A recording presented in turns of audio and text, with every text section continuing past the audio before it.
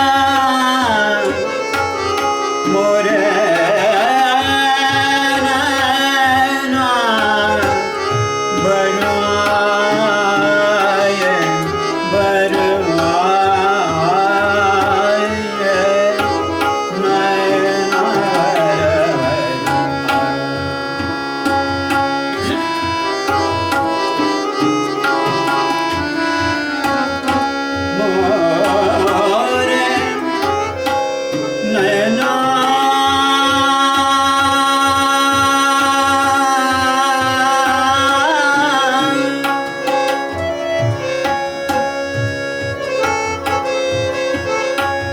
जुगसी बीती पथरी हार जुगसी बीती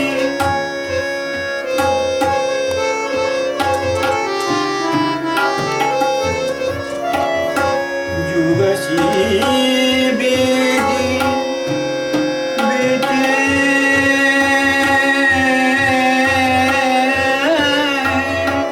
जुगसी पथनी हारे पिया बिन कैसे सेज सवार जियरा अगन जरा